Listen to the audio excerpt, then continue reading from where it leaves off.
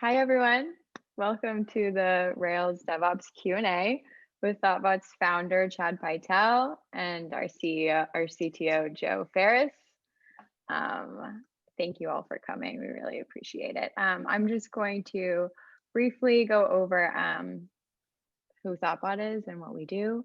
And then I'm going to introduce Mission Control, spoiler alert, our DevOps and maintenance team. And then we're going to hear from Joe and Chad, just an intro to both of them. And then we'll get into the questions, what everyone's here for. So thoughtbot is a product development and design consultancy. We work with companies at every stage of the product lifecycle, from idea to MVP. And it turns out all the way to DevOps, maintenance, and security. We can be your expert development partner if you want. And if you have any questions, feel free to reach out to us. I'll be sending emails after this whole thing, so you will have our contact information, I promise. And then let's see, let's go to the next slide here. Now we are introducing thoughtbot's DevOps team, Mission Control. So Mission Control conducts code audits. We have an on-demand PR review service, so you can actually like ping thoughtbotters directly on your code reviews, and they will look and send you some tips or tricks on the PRs for your code. And then also we do a DevOps and maintenance. We have a DevOps maintenance team to unblock your team and ensure your product's long-term health and stability. Anything else you want to add to that, Joe? Oh, I think that was pretty good. Huh, pretty good. Pretty good. All right, I'll take it. Okay, and everyone make sure to ask your DevOps questions in the chat. But now we'll just do a quick intro to Chad and Joe. So Chad, do you want to go first? Sure, thanks, Tori. And thanks everybody for joining. So I'm Chad. I started thoughtbot in 2003. So we just celebrated our 18th anniversary. In 2005, shortly before Rails hit 1.0, that's when I first started using Rails and thoughtbot first started using Rails. And it amazes me when you do the math that now is 16 years. So we've learned a lot over time. I've learned a lot over time about scaling and performance of Rails applications, how to host them efficiently, and certainly that landscape has changed over time. And as a developer, straddling the line between building products and then launching them and hosting them for many, many users. And I'm excited to share with as much as possible today with all of you. Cool. And Joe? Hey, I'm Joe. I joined thoughtbot in 2007, so after Chad, but I can say that I was using Rails earlier. So, and yeah, like Chad said, we've seen a lot of different applications. We've seen a lot of different situations with Rails. So we've definitely learned a lot about hosting them and scaling them. And it's been exciting to see how that evolves throughout the era of DevOps. Cool. Nice. I also forgot to mention that Joe is actually the head of Mission Control. So he leads our DevOps and maintenance team, which is exciting. Cool. So now we will get into the questions. So the first one here, for those unfamiliar, what is DevOps and why is it important? Joe, you want to go first? Sure. I feel like I should say that it is a huge classic mistake to ask a developer to define a word. Yep. Because we can just talk forever. How many hours do we have? So DevOps, I feel like most development things, it means different things to different people. The original goal of DevOps was literally like the word, fusing development and operations and breaking down the barriers between those teams. Classically, in an organization, you would have separate development and operations teams. One would build the software, and the other one was responsible for putting the files on the server. And the DevOps ideal was to tighten the feedback cycle and more closely integrate those teams so that the people developing the application would have a solid understanding of how it was deployed, and the people deploying the application would have a good understanding of how it worked. I think that in practice, that has been a challenge for a lot of companies, including thoughtbot, because DevOps and deployment are vast ecosystems, and there's a lot involved. And people who are really interested in the ins and outs of development are not always interested in the latest and greatest containerization and deployment practices. They just want to get whatever they see on their computer deployed and don't necessarily care how it happens. So I think it's been interesting to me focusing these last, this last year or so on more of the deployment side of things. The challenge for me has been getting the development team interested and engaged, and as much as possible making the operation cycle accessible to developers.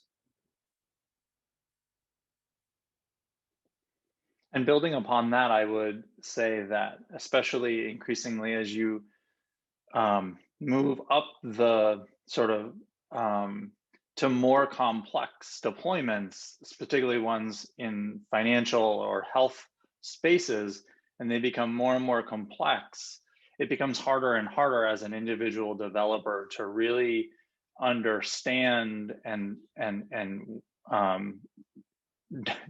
work on that infrastructure yourself. In some cases, you might not even have access to the real production infrastructure in an environment like that. And so, Joe didn't explicitly say this, but we went from, in some ways, having the combination of developer team, operations team, let's remove the gaps between them and make one thing, and that one thing has now turned into its own thing that is neither development or operations, and lots of companies now have ended up with a DevOps team. That's a good way of saying it. That it's almost like you have all three now: the best development, operations, and DevOps. Right. And I'm sure you both could, write a book on this, but can you think of some best practices for deployment? It's really hard to give a brief answer. Yeah. And I think a lot of it depends on your company and where your product is. But I would say the most widely applicable advice I could give is to start simple and don't overcomplicate things. The reality is that almost all application frameworks now are written to be containerized, and if you can deploy your application as a container, you should be able to move it to basically any platform. So if you start with the one that makes sense for you right now, for your company right now, you will almost certainly be able to migrate without significant pain later. And so if you're a small team, if you don't have heightened security or performance concerns, I think starting with a managed service like Heroku is a really good fit for a lot of teams. I think that once you start getting more into like if you have a lot of PAI, PHI, financial information, you have to care more from the beginning. But I think just generically, don't overcomplicate things. And with thoughtbot projects, we, especially when we're building a new product from scratch, moving quickly in the beginning is very important. So even in a space or in a system where we know that we're eventually not going to be able to host in a managed platform, on day one, we'll still spin up a staging environment and start developing and deploying on Heroku very quickly so that we can hit the ground running and so that we can start getting working software in the hands of real people as quickly as possible, while we then in the background work on the larger infrastructure things. And that can be a good compromise towards moving quickly while satisfying whatever needs of your organization or your industry that you have. And I think, Joe, you kind of mentioned this about like containerizing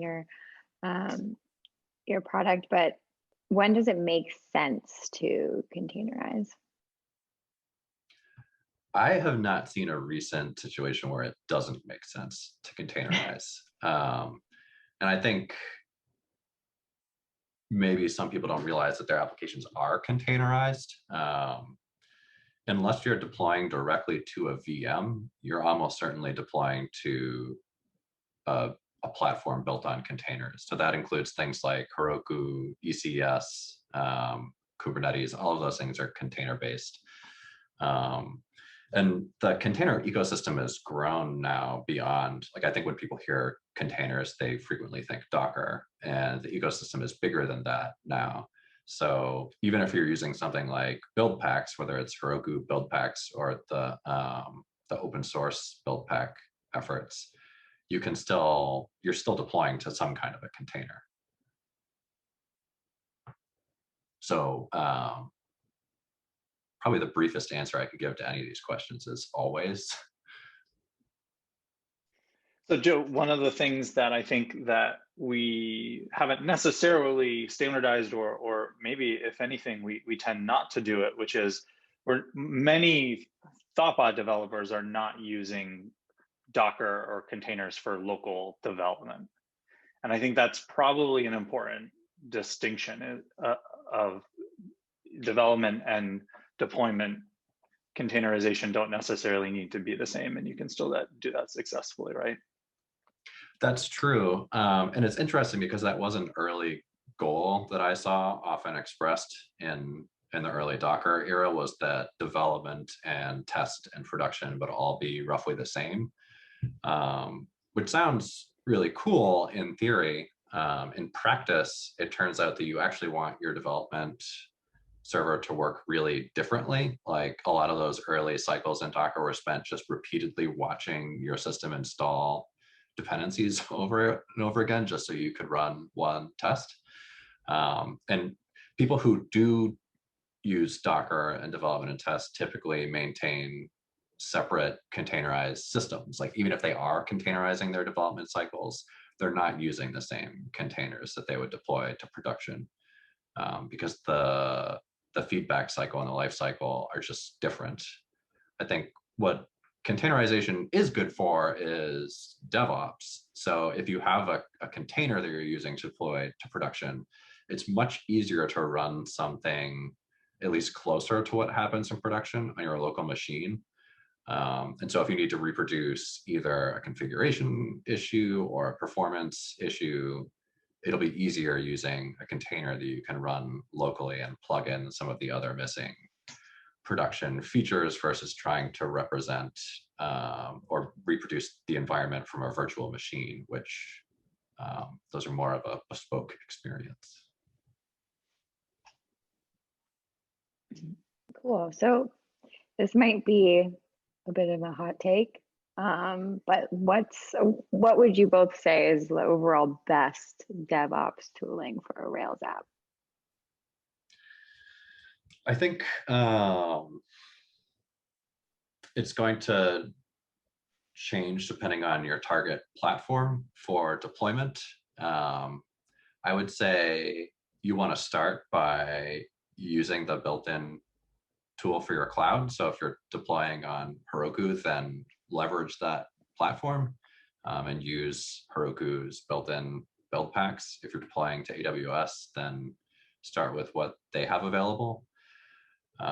Going beyond what the platform provides, I think that I have really come to love Terraform as a tool. That I think the infrastructure as code is really powerful. And I've even used Terraform for projects deployed to something heavily managed like Heroku. It's just easier for me at this point. It's almost like having tests was a revolution for me in development. Having the infrastructure managed as code was really powerful to me. And I've used Terraform and Ansible and Chef way back in the day, and CloudFormation. And every time I use something different, I end up coming back to Terraform. It's just really well supported. It's fairly well thought out. It's not biased toward any particular cloud or product. And even if you're only using something like AWS, which is, for anybody who doesn't know, CloudFormation is an AWS specific tool. I still think even for deploying to AWS, Terraform is more capable. They support AWS products about as soon as they have an open API that can be used. And the basic structures for extracting modules, for parameterizing, I think are just better thought out than what's provided in CloudFormation.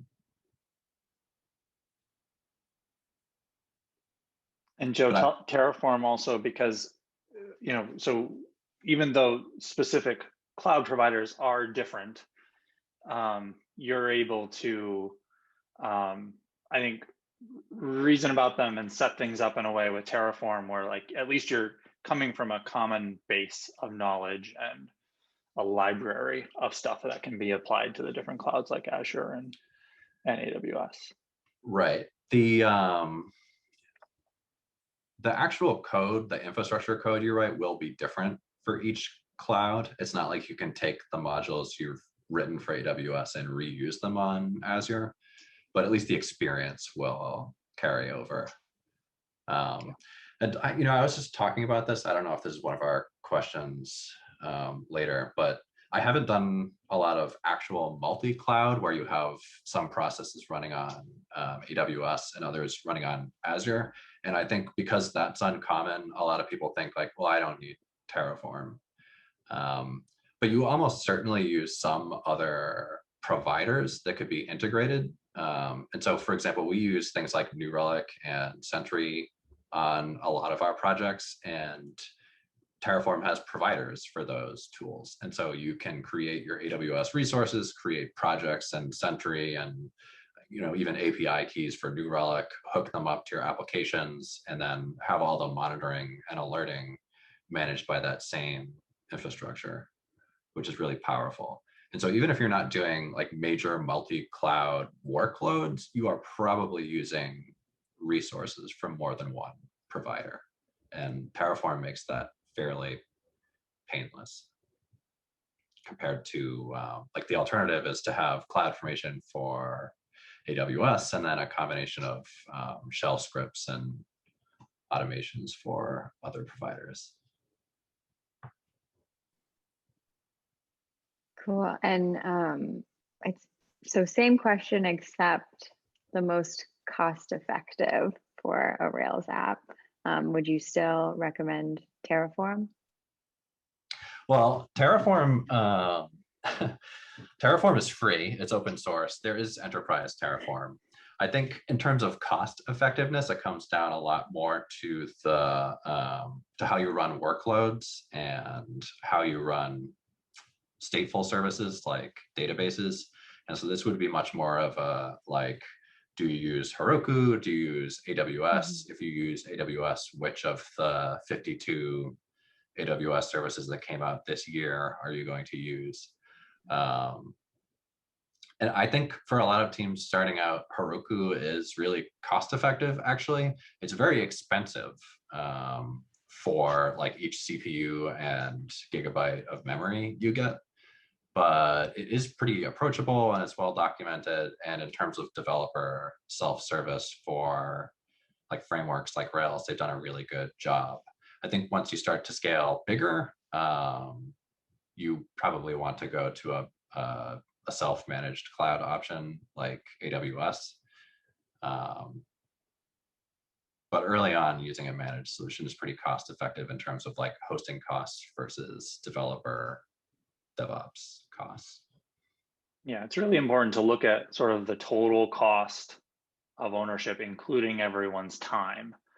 And I think since we're a consulting company where clients are paying for our time, we're very aware of that, and so it's right sort of in our faces about what the total amount of time we're spending is.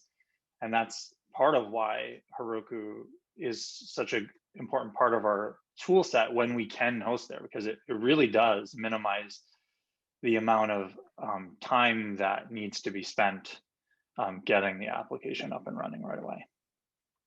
Right. I think one thing that starts to break that down is the like backend as a service and serverless options that are becoming more and more prevalent. And so Rails is not a serverless framework, but one thing that I think has become increasingly cost effective is to move things out of the Rails stack and leverage external platforms for things like authentication, messaging, and even APIs as a service are becoming much more popular. So even if you still have a core Rails app, leveraging some of those managed services or serverless options can be a really powerful way to stay on a simpler stack longer for the core application. So Tom asked a question about serverless with Rails and whether the app boot time is preventative. So maybe we could stay on that topic a little bit and dig into serverless with Rails a little bit, Joe. Yeah.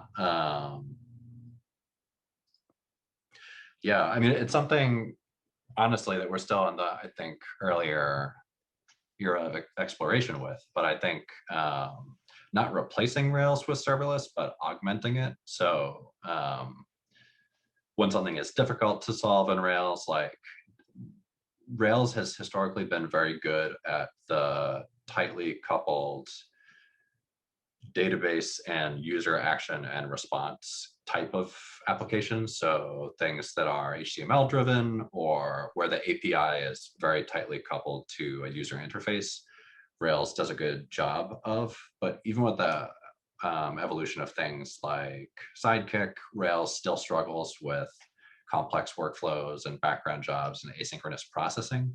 And rather than trying to reinvent that in Rails or totally move to a different stack, keeping your core logic in Rails and then offloading some of that awkward stuff to serverless is proving to be powerful. And that doesn't necessarily mean losing Ruby or having 100% non-shared code base. So it's definitely an interesting area to explore. I don't know if there was something specific you were thinking of digging into, Chad. No, that was pretty much it. Awesome. And this is also another big question. How do you know which DevOps tooling and practices are right for your company? I know you kind of talked about managing time, Chad, and how many people you have on your team. Maybe it has something to do with that. Yeah, again, it really depends on where your company is. What we've done, which is a good fit for what we do, is we've started to standardize on Heroku as a managed service. And then when somebody needs something different, our favorite major cloud is AWS for a variety of reasons. And we have started to standardize on Kubernetes for AWS containerized deployments. We have a long history with open source. We're big fans of open source. And so that's one of the things that's really appealing to me about Kubernetes is that the core platform itself, as well as many of the extensions that AWS has added to the platform, are open source. And you can run it yourself on your laptop, which is not something that I recommend everybody do. But if you're trying to reproduce a problem or build something for Kubernetes, you don't necessarily have to be stuck in that life cycle of like living in the AWS console to build it. You can debug and build and test locally in Kubernetes and then use a managed option like EKS to actually get clusters running. I think there's like an awkward gap there that a lot of people struggle to cross, like between a fully managed platform that's very opinionated like Heroku, which is a good fit for an opinionated framework like Rails. And like it or not, outside of that platform, things are significantly less opinionated. So if you look at tutorials on how to deploy a Rails app to AWS, you'll find dozens of different options, and AWS doesn't necessarily endorse any of them over others. There's ECS, EKS directly to EC2. If you use ECS or EKS, there's like, do you use managed nodes or self-managed nodes, or you're going to use something like Fargate? And then of course, serverless. And if you do serverless, which runtime? And so we've done a lot of exploration in that area, and we have standardized around, for Rails applications and for containerized deployments, Kubernetes, because it is well supported on AWS, but it's also a good combination of open source, managed, and the developer experience is, I think, pretty good compared to things like Elastic Beanstalk, where you're directly managing EC2 instances with auto-scaling groups, or if you use ECS and Fargate, it's simpler from an infrastructure perspective, and it is a good cost-effective product, but I've found that the comparative developer experience is fairly poor, like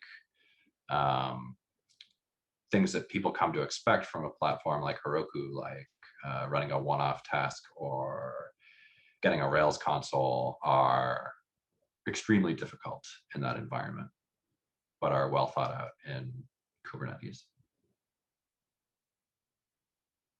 I'd be interested to hear Chad's perspective on that, because I think I have been driving a lot of those efforts, and Chad has worked on a couple of projects as the consumer of that infrastructure with me. So how's it working, Chad? Well, from my perspective, you mentioned Elastic Beanstalk. And so there was a period of time where we were looking at projects that might have historically been on Heroku, but had slightly different needs, or the client was really expecting us to host directly with AWS. And I feel like we had a lot of problems. Like, it was sort of this uncanny valley where you go into it thinking it's going to be a lot like Heroku, and you just end up with a bunch of things not working right that you can't figure out why they're breaking. That's the experience that we had on multiple applications. And so ultimately we moved to other things, Kubernetes specifically. And it's not simpler by any stretch of the imagination, but it is more reliable. And because you have access to the underlying pieces, you have a community of people, because it's not an AWS specific thing. You have community that you can get help from, and the rich open source community around it. It feels more reliable, stable, doable as a developer working on it. Right.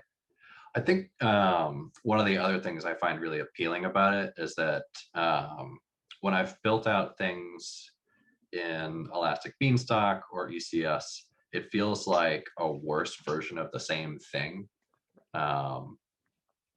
from the most part, like certainly from the development and deployment perspective. Like, the security is improved, frequently the cost can be improved, and it has a better integration if you're using other AWS services.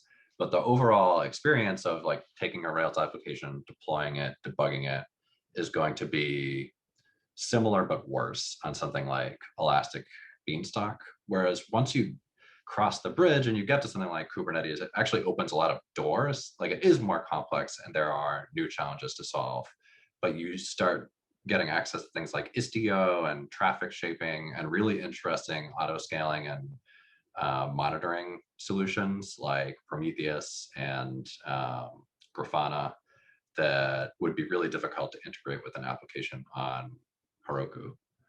And so it's not just like trying to do the same thing, but worse. It's much more complicated, but it also opens doors.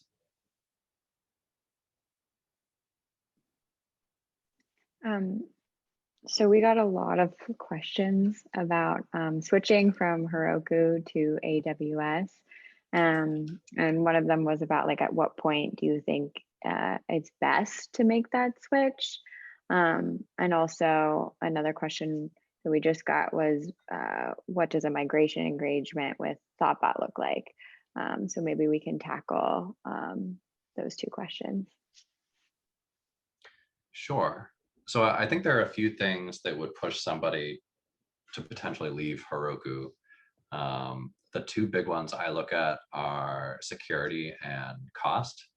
So the Heroku common runtime does not have the same class of protections as something like AWS with a VPC, and even something like Heroku Shield is not quite the same. Like, and I'd go as far to say that other platforms I've used, like Azure, do not have the same depth of security that AWS has. They've definitely thought it out a lot and are security obsessed. And the defense in depth you get with things like security groups, VPC, ACLs, the depth of IAM permissions, and the different options from like account segregation to delegation are really powerful. And so I think if security is a major concern, then you might want to plan for AWS early. For clients that deal with PHI, like telehealth has become more prevalent and health tech is huge, I've recommended those clients deploy straight to AWS and not use Heroku. Because I think at the end of the day, Heroku is a trade-off between cost, security, and developer experience, heavily focused on developer experience and ease of deployment. And they get that really right. But as you move through the Heroku platform and start losing some of that, like once it's in a VPC and once it's a networking stack that is not open, you lose some of the convenience, but you don't actually control the infrastructure. So like, again, it feels to me like doing a worse version of the same thing. Like if you are going to make that trade-off, you may as well get all of the upsides. The other one is cost. If you, like Heroku dynos start to get really expensive as you add a lot of them. And their scaling plans are generally along multiple dimensions. So like if you need more vCPUs on a database, you're also gonna get more storage. And vice versa, whereas in AWS, those cost factors usually scale independently. And so as your infrastructure starts to get more sprawling, you can probably find more cost savings options on AWS. That being said, I know one of the other questions was about the AWS pricing calculator, which is like a torture device. The nice thing about a platform like Heroku is their pricing is simple and predictable. Like you pretty much know at the end of the month, or at the beginning of the month, you pretty much know what you're going to spend at the end of the month. Whereas on AWS, it's there are a lot of opportunities for cost savings, but there are a lot of different ways they charge you. And so there are a lot of mistakes that can be made where you accidentally spend a lot of money. Like one good example is that Heroku does not charge you for data transfer, and AWS does. So like the cost trade-off is there. Heroku is adding that cost to what they charge you for CPU and memory at the end of the day. But you don't have to worry about scaling your network usage on Heroku. And so a lot of people will transition to AWS and expect significantly lower costs, but then they forget to take into account things like random storage fees, charges for using encryption keys, network transfer is a big one. And then they'll do something like accidentally run like pull a lot of Docker images through a NAT gateway and have a surprise charge for $400 that they didn't anticipate. And so again, it's like you need to have somebody who's willing to investigate that and own that. Like if you don't mind a medium to large bill, you just want to know what it is, then Heroku is a good fit. But if you're willing to invest in it, AWS can be more cost effective. In terms of migrating, we've built a lot of Heroku apps and we've transitioned a decent number of them to AWS at this point. And we can usually build out a landing zone and migrate an app without a ton of instances fully in a few weeks. So it's not too bad, actually. Like applications that are deployed to Heroku are already configured to be containerized well. Like Heroku pushes the 12-factor app pretty heavily, and AWS, once you figure out the compute problem of getting your container running somewhere, they have equivalents of the Heroku services you would depend on, like RDS Postgres and Elasticache for Redis. So you can generally make a plan for your data migration, get the infrastructure up and running, talking to the old or new databases, and then cut over pretty seamlessly from a user's perspective. And I think, a lot of the companies that we work with to do that migration are in a position where they don't necessarily have someone who's focusing on that because they've been on Heroku. So really getting a handle on what the app is doing and a plan for migration is an important first step of that process. We can do it quickly because of the standardization of Heroku, but it's something to keep in mind that some thought has to go into the migration. It can't just be a sort of a whack-a-mole strategy of discovering what's there as you try to move it along. I think the biggest challenge is generally in the data layer, especially since like every platform, but I think Heroku even more than others, lock down their database instances pretty tightly. So doing things like wall replication that you might do in a traditional database migration are not really an option.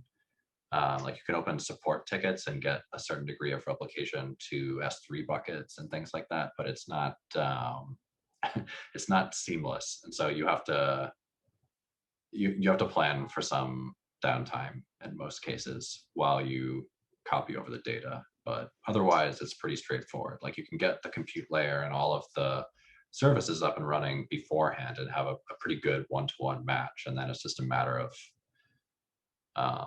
flipping the switch. For people doing it themselves, I think the biggest recommendation I would make is that in the same way you do your infrastructure as code, you do your migration as code and you test it several times with a non-production workload first.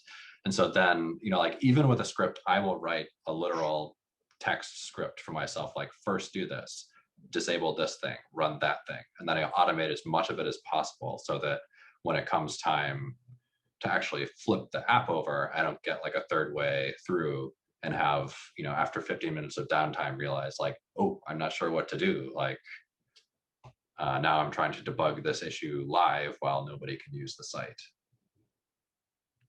One thing that we did on one piece of a fairly large migration, a very large migration that we did on a fairly high traffic site was how we migrated more seamlessly by using the CDNs and the firewalls.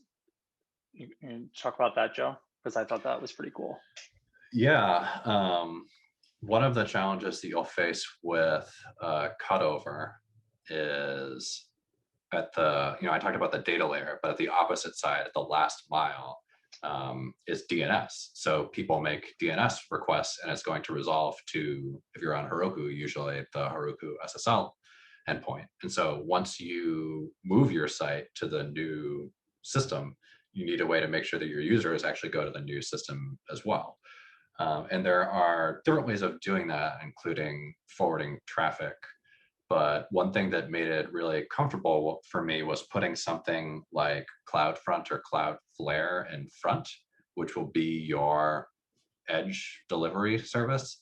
And then you can set up backends from there. And for some of those proxy services, you can even set up like gradual traffic shifts. And so one of the advantages of Heroku's open nature and the common runtime is that you can easily connect to your Heroku databases from AWS.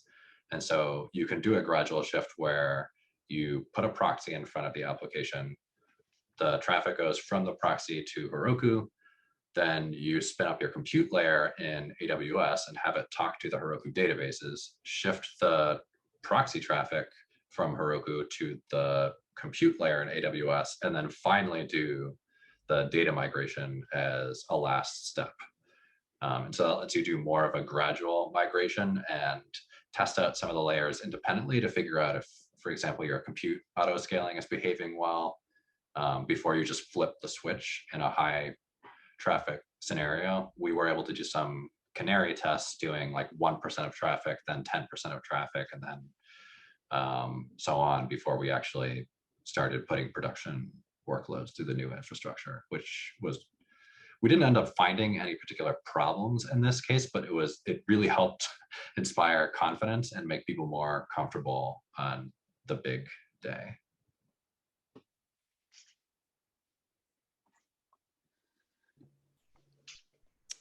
Cool. So we have a big question here, and I think you might have touched on some of these points. But do you have any templates for a vanilla AWS stack, low traffic needs, want better security, particularly not exposing database to public internet, that Heroku common runtime at lower cost than Heroku enterprise private spaces?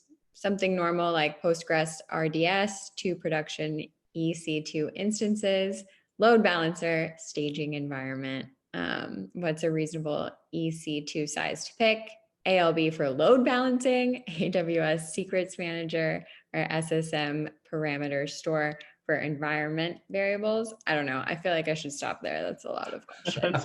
Yeah, that's probably good. It's like 60% of the question. So just, but yeah, if y'all could just like discuss that a little bit, that would be great. Yeah, I think the vanilla template part of the question is interesting. One of the experiences I've had in the AWS and DevOps ecosystem is that other people have already solved the really hard problems like containerization and co-scheduling and power management and like managing data, storage, volumes. They've done 99% of the problem. And then it feels to me like they stopped there and said like, okay, we made this incredible ecosystem that one could use to design a platform, but you will design your own platform. Here is a sample YAML file that's 4,000 lines where you should change a lot of the values. We don't have anything open source yet, but we have been working on trying to fill in some of the blanks there. Like one of the benefits of doing this exercise a lot is that we get really good at the glue code. So the part that looks really hard to me, like managing the farms of services and like balancing between availabilities and zones and things like that, like that's all done. And all we have to do is come up with the templates, the vanilla templates that are being asked for that will deploy a fairly typical application to that setup. That's something we're working on, but we don't have public templates for that yet. The other parts of the question asking about specific services, I think goes to highlight the diversity and unopinionated nature of the AWS ecosystem, which I think is one of its strengths. Like you can deploy anything there and find the best and most cost-effective way for your app. But if your question is like, all I want to do is deploy an app in a VPC, it's frustrating. You know, I think first it's worth considering like, should I just deploy to Heroku and stay there for a while? And in a lot of cases, I think the answer is going to be yes. Like developer time is not cheap. The amount of time it takes you to set up that kind of system for yourself in AWS could easily cost what it takes to have a managed VPC in Heroku. But I think once you do decide to cross the bridge, my recommendation would be to take it pretty far and really leverage the ecosystem and not just try to have Heroku on AWS, because I think you'll be like disappointed in every dimension by doing that. But for specific answers for some of the things we've landed on in AWS, like I said, we have really liked Kubernetes. We use EKS. We leverage managed systems as much as possible. So RDS, like we don't run stateful systems in our clusters as much as we can help it. I use both parameter store and secrets manager for parameters and secrets respectively. Secrets manager is it's more powerful for managing secrets. Parameter store parameters are not cross account. They don't get their own IAM policies, like resource policies. So you can control who, but not how they're used. And I think you still can't use unique KMS keys for them. So if you're really concerned about locking down health data, I think secrets manager is a better fit. But as much as possible, we actually try to have very few long-lived secrets anyway. And so for things like database access and resource authorization on AWS, as much as possible, we use IAM roles and short-lived security credentials. So like we don't store AWS access keys anywhere. So I use Secrets Manager, but I manage as few secrets as possible.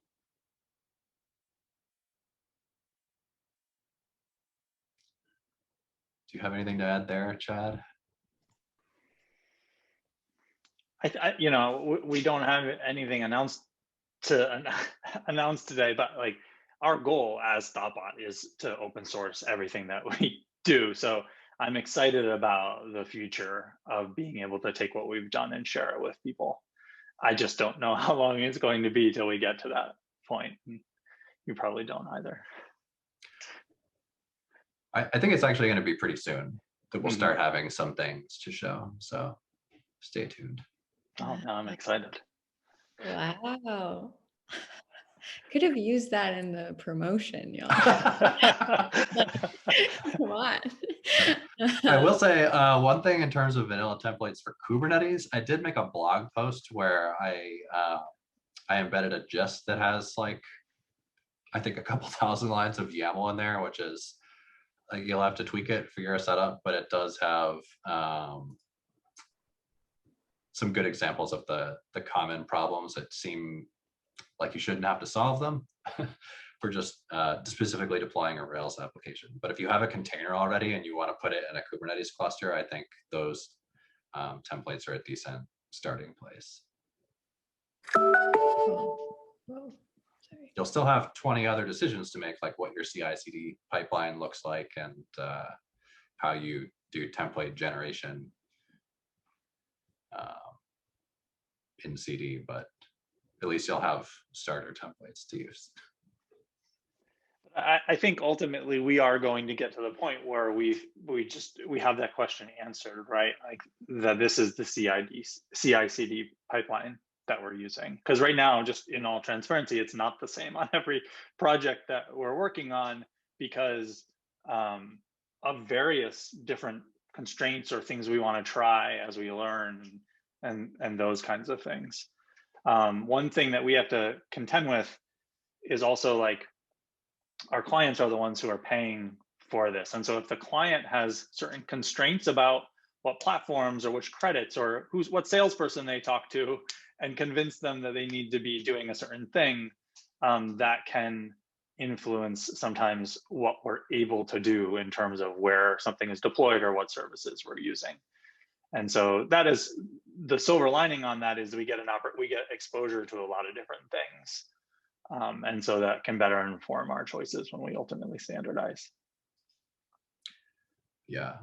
In terms of CI/CD on AWS, I have come to really like code pipeline and code build. So we only have a couple more minutes left. Maybe we could just shift really quickly to growing your team. And when do you need more support than your current team? Like when should you outsource? When should you hire? I think because we already ask a lot of developers and designers, like everybody's looking for full stack, it's pretty hard to find people who are full stack and are also interested and capable of managing infrastructure in the same person.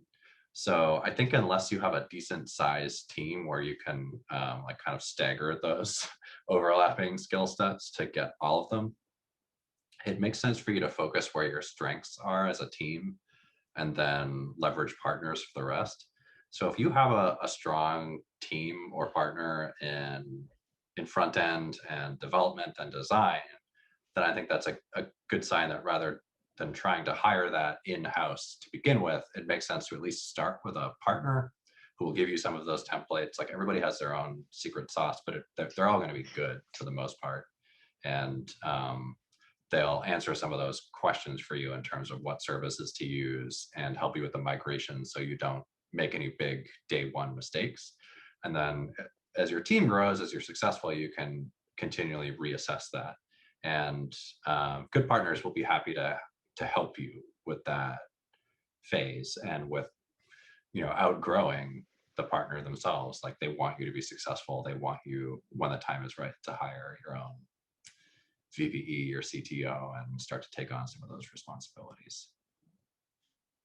Yeah. So I think, go ahead. Oh, go ahead. I was going to say, talk about that in between point. And obviously, admittedly, we're biased, but I just think when you look at it, not only is it cheaper than hiring a full-time person to do it, to go from, one end of the spectrum to the other and to take you there, you then end up in a scenario where you have no redundancy and that kind of thing. And so it's actually, I find, working with a partner who knows what they're doing in that space is going to not only be cheaper than a full-time person, but they're going to bring redundancy to the table in terms of the team and ability, like at thoughtbot, the time zones that we cover and our ability to respond. There's, a 4-person development team might have lots of infrastructure needs, and they're not necessarily going to be able to respond to every single incident that occurs. So a partner can also be a good partner for responding to incidents when they come up. And it's a big leap for a smaller organization to be able to make that jump and then to do it in a way that has redundancy. Or going on vacation. So the person goes on vacation and they're the ones who've built and are doing everything for the team. So that's an advantage to working with the partner. If you can only have one person, it's actually probably better to work with someone who brings redundancy to the table. I think infrastructure is a very good place to have that redundancy. Like you can put a pause on the development of a certain feature, but you can't ever really put a pause on infrastructure. Once it's live, you don't control when people are using it. And so you can't say like the website is closed this week while we're on vacation, unless you're my college registration system back in the day, but. Cool. Well, really quickly, do y'all have any recommendations for DevOps online training before we go? If you're looking to learn AWS has, they do their own digital training that I think is pretty good.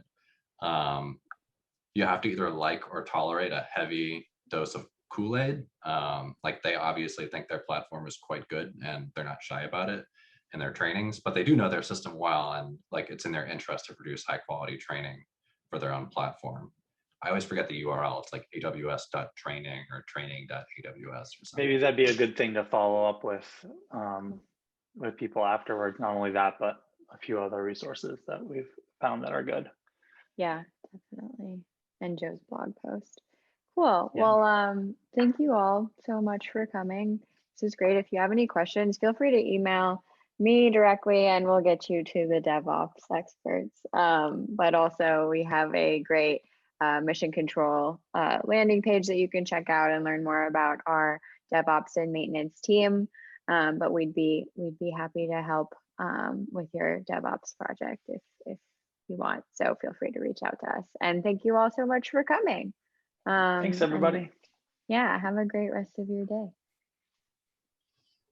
Bye.